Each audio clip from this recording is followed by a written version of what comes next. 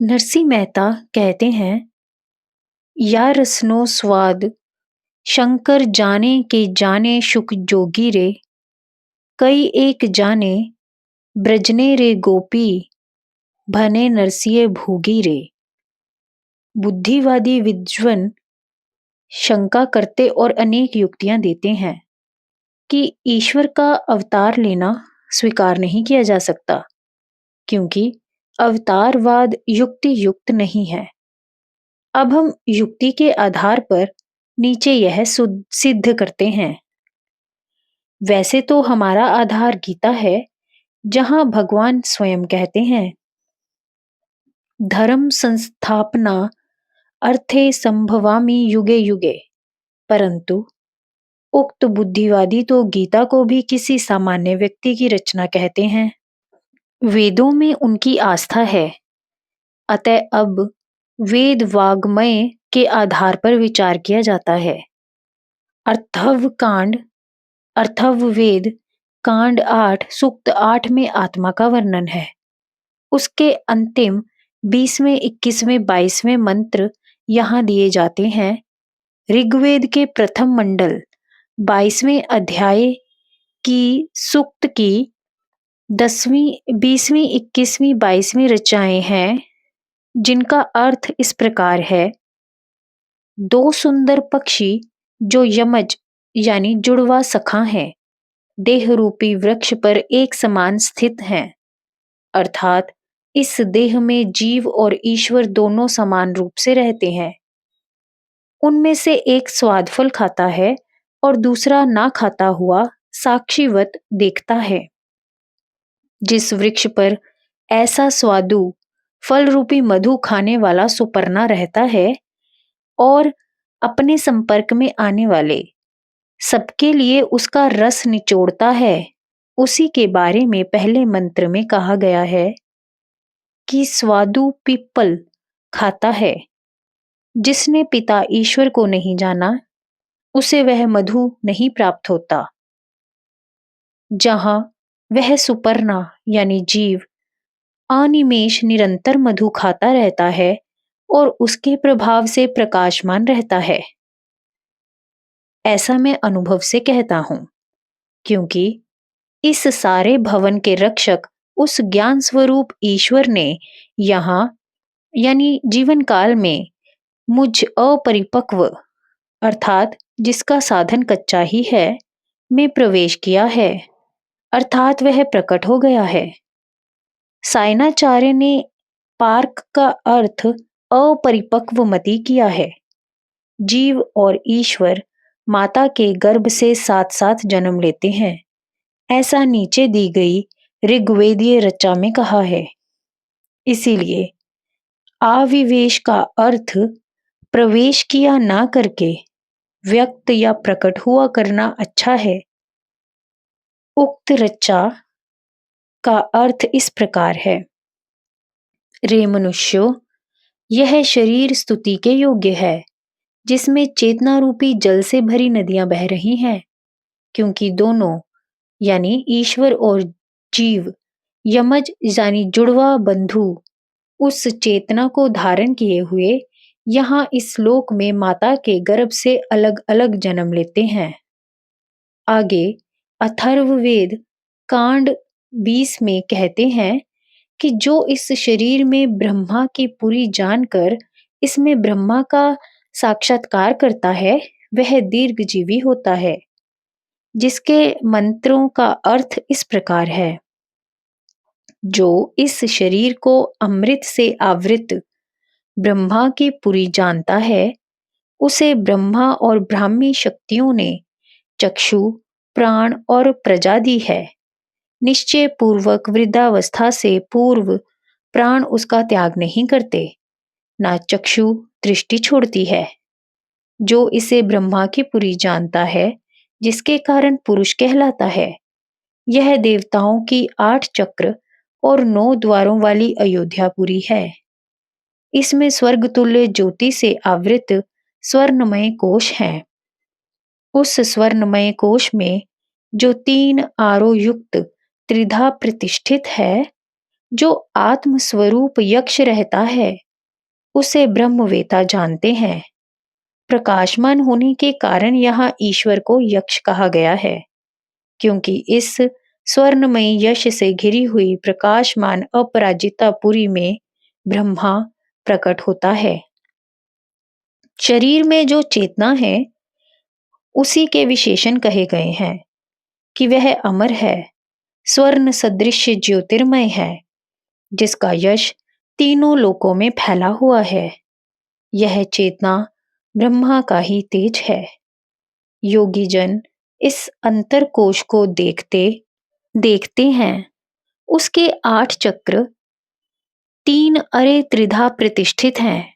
यहाँ आज्ञा चक्र को 3 चक्र वाला मानकर 8 चक्र कहे गए हैं। ईड़ा, पिंगला और सुषमना 3 अरे हैं, जिनको अग्निमंडल, सूर्यमंडल और चंद्रमंडल में त्रिधा प्रतिष्ठित कहा गया है। इंद्रियों और मन को देवता समझना चाहिए। आगे 11वें कांड में कहा बताया गया है कि यह शरीर तो पृथ्वी आदि तत्वों का संघात है, और जब तक इसमें चेतना शक्ति नहीं आई थी तब तक इंद्रिय रूपी देवताओं के इसमें प्रवेश करने पर भी यह पड़ा था। यह कैसे आई? अथर्ववेद के एक श्लोक का अर्थ इस प्रकार है। यहाँ जो इतना बड़ा शरीर जोड़ने वाली शक्ति से जुड़ा पड़ा था, जिसके कारण अब अर्थात चलता फिरता बातें करता सुंदर लगता है, वह चेतना रूपी वर्ण इसमें किसने भरा? ऐसा सब देवताओं ने जानना चाहा। तब वह बधू सती जान गई, जो ईश्वर की पत्नी महेश्वरी यानी ईशा है। इसमें यह वर्ण उसी का है, उसी ने भरा है। पत्नी को जाया क्यों कहते हैं? इस पर मनु जी का वचन है, जिसका अर्थ है पति भार्या में प्रवेश करके गर्भ का रूप धारण करके यहाँ जन्म लेता है। यही जाया का जायपन है। फिर उससे फिर यानी पुत्र रूप से जन्म लेता है। ऐतरेयोपनिषद के दूसरे अध्याय अथवा चतुर्थ खंड में पुरुष के 3 जन्म कहे गए हैं। पुत्र रूप में उसका दूसरा जन्म कहा गया है। श्री भगवान गीता में कहते हैं, जिसका अर्थ इस प्रकार है। देह को क्षेत्र और जीव को क्षेत्रज्ञ कहा गया है, तथा जीव को परा प्रकृति के रूप में माना जाता है। क्षेत्र अपरा प्रकृति के 24 तत्वों का संघात है, और इच्छा, द्वेष, सुख, दुख, घृति एवं चेतना भी क्षेत्र के अंग कहे गए हैं। इसीलिए ऊपरयुक्त वेद मंत्र में परा प्रकृति को भगवान की जाया पत्नी कहा गया है, जिसमें भगवान गर्भ धारण करके स्वयं जीव रूपी पुत्र के रूप में जन्म लेते हैं। इसीलिए जीव को भगवान का सनातन अंश कहा गया है। प्रकृति की व्यक्त दशा महत में भगवान की चेतनामय हिरण्य गर्भ रूपी वीर स्थापित होने से महत तत्व को महद ब्रह्मा कहा गया है। जो शरीरस्थ हिरण्मय कोश कहा गया है, उसे ही हिरण्य गर्भ रूपी महद ब्रह्मा या महद, जिसे विश्व की समष्टि बुद्धि अथवा समष्टि प्राण भी कहते हैं, समझना चाहिए। यही परा प्रकृति है और ईशा और ईश्वर की जाया कही गई है। शैव दार्शनिक इसे शुद्ध विद्या कहते हैं। यही उपनिषद युक्त परा विद्या है। यही योग दर्शन की प्रत्यक्ष चेतना है। प्रत्यक्ष चेतना ने ही देह रूपी क्षेत्र में चेतन वर्ण भरा हुआ है। इसीलिए दोनों एक ही हैं, परंतु अज्ञानवश दोनों में भेद बुद्धि होती है। जो जो अज्ञान कम होता जाता है और ब्राह्मी स्थिति बढ़ती जाती है, देहात्म बुद्धि की क्षीणता के साथ दोनों का भेद भी कम होने लगता है। अंत तो गत्वा देहात्म बुद्धि के साथ देह की चेतना का अन्यत्र भाव ईश्वर की प्रत्यक्ष चेतना के एकत्व में विलीन हो जाएगा। अर्थात ब्रह्म भाव के उदय के साथ भेद बुद्धि नहीं रहेगी। ऐसे मनुष्य की स्थिति व्यष्टि बुद्धि से ऊपर उठकर समष्टि अर्थात महद बुद्धि में हो जाएगी और उसे सर्वज्ञता की प्राप्ति होगी। ऐसा व्यक्ति ईश्वर तुल्य ही होता है, परंतु बंध कोटि से इस अवस्था को प्राप्त होने के कारण वह अवतार नहीं कहलाता, उसे जीवन मुक्त कहा जाता है। यदि किसी व्यक्ति की ऐसी अवस्था जन्मजात हो तो वह अवतार कोटि माना जाता है। ईश्वर कभी बंधन में नहीं आता। ईश्वर सबके साथ इस देह में रहता है, परंतु जीव के सदृश कलेश कर्म उनके फल और संस्कारों से अछूता होने के कारण उसे पुरुष विशेष कहा गया है। जीवन मुक्त दशा में जीवत्व का भाव नहीं रहता, वह ईश्वरत्व भाव में विलीन हो जाता है। इसी प्रकार उसकी पृथक चेतना जो क्षेत्र के योग से पृथक जान पड़ती थी, प्रत्यक चेतना से भिन्न कुछ नहीं रहती, परंतु अवतार में जीव का भाव नहीं, नित्य ईश्वर भाव रहता है। इसीलिए भगवान कहते हैं, मोक्ष 4 प्रकार की कही जाती है: सामीप्य, सारूप्य, सालोक्य और सायुज्य। ऊपर कहे गए जीवन मुक्त ब्रह्मलीन होने से पूर्व किसी भी श्रेणी के हों, ईश्वर तुल्य सर्वज्ञ सर्वशक्तिमान होने चाहिए। सगुण ब्रह्मा ईश्वर जो कभी बंधन युक्त जीवन कोटि में नहीं आता, नित्य मुक्त है।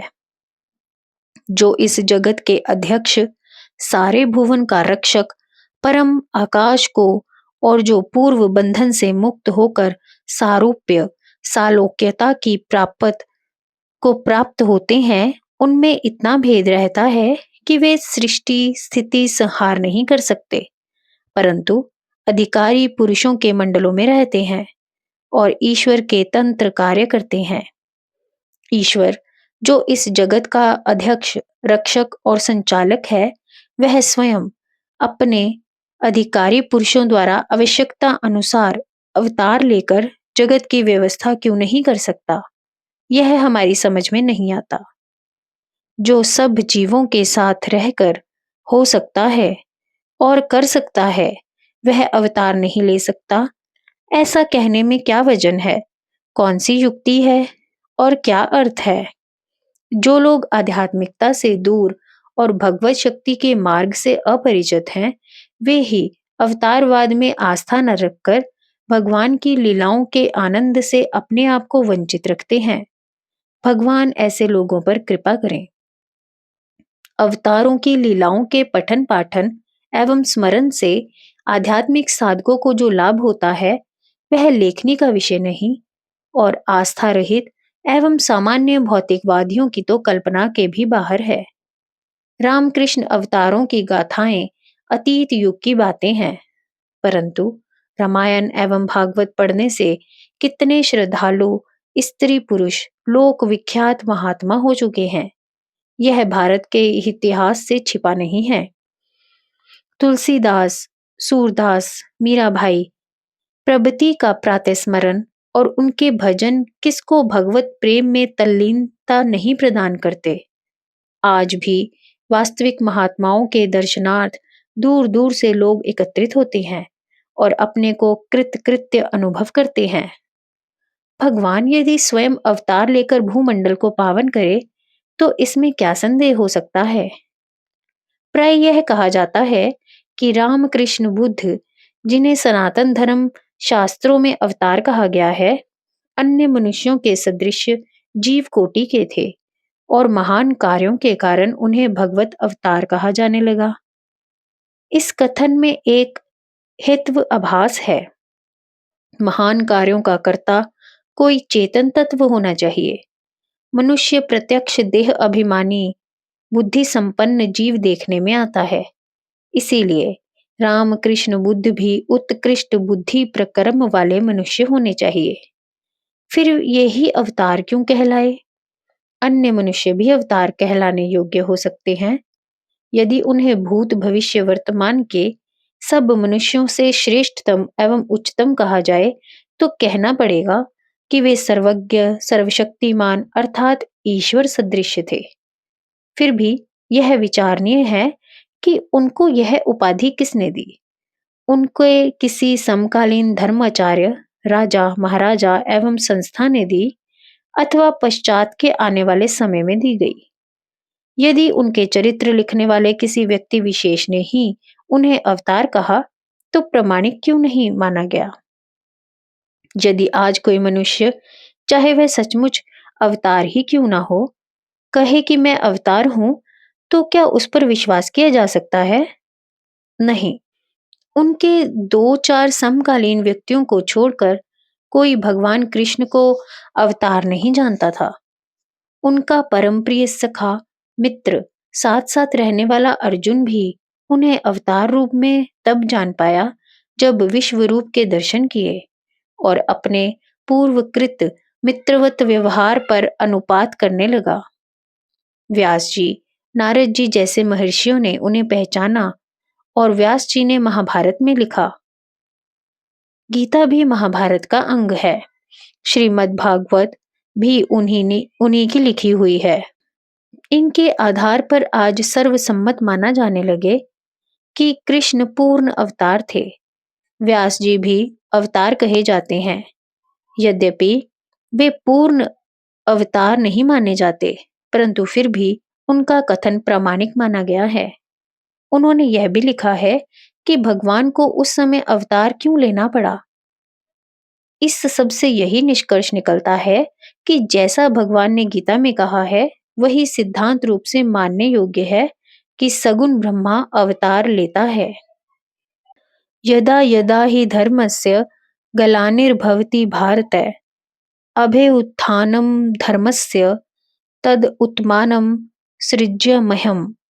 अर्थात जब जब धर्म की ग्लानि और अधर्म की वृद्धि होती है, तब तब भगवान अवतार लेते हैं। जय गुरुदेव।